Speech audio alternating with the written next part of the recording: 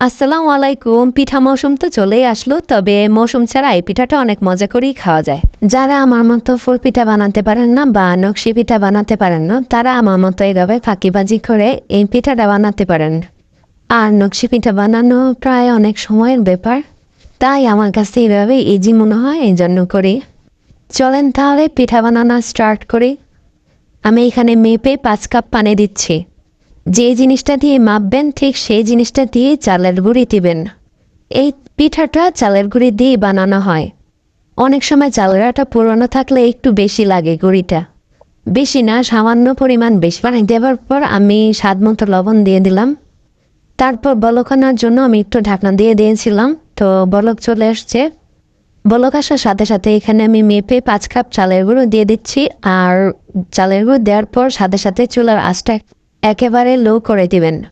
তাহলে আস্তে আস্তে করে পানির মধ্যে আটাটা মিক্স করতে পারবেন।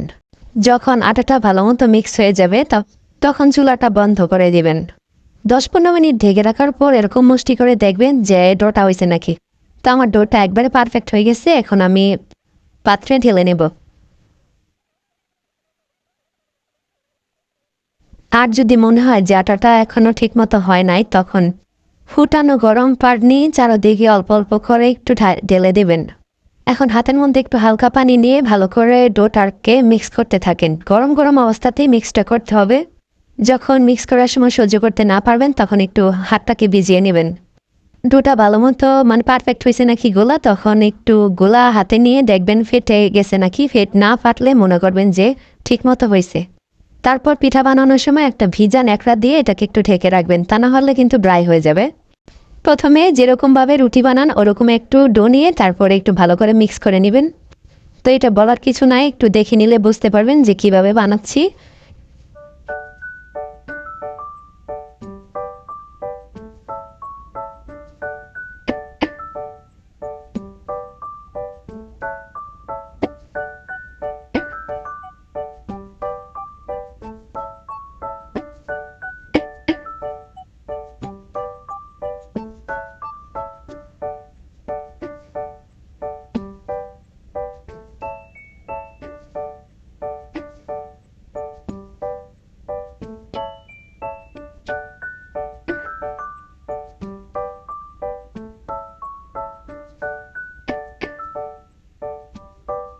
যদিও পিঠাগুলো ইজি, তারপরও বউ শাশুড়ি মিলে একটু করতেছি যেন তাড়াতাড়ি হয়ে যায়।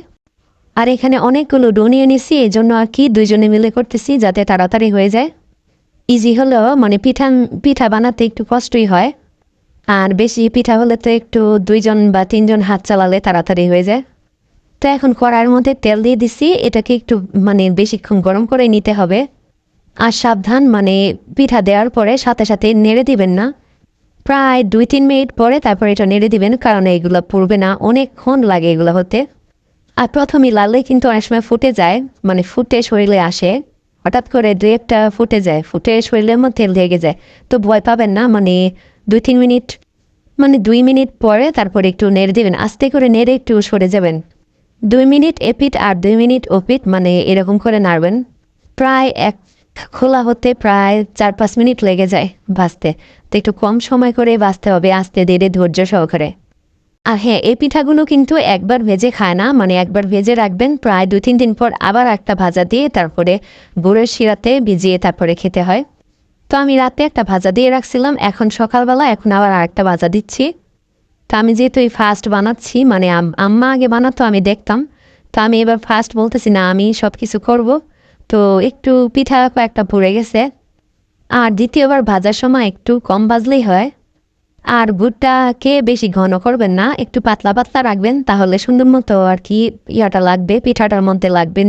আর গুড়টা যদি বেশি ঘন হয়ে যায় তাহলে জিনিসটা খেতে ভালো লাগে না, আর একটু কেমন জানি হয়ে যায়, একেবারে চিনি ডোয়া টাইপের হয়ে যায়, তখন ভালো লাগে না। তো গুড়টাকে একটু পাতলা টাইপের রাখতেই চেষ্টা করবেন।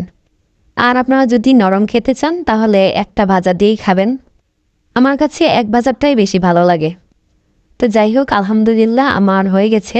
তো এগুলো একটু হালকা হালকা, মানে যেগুলো বেশি ভাজা হয়েছে একটু বেশি কালো টাইপের হয়ে গেছে, কিন্তু খেতে কিন্তু অনেক ভালো লাগছে।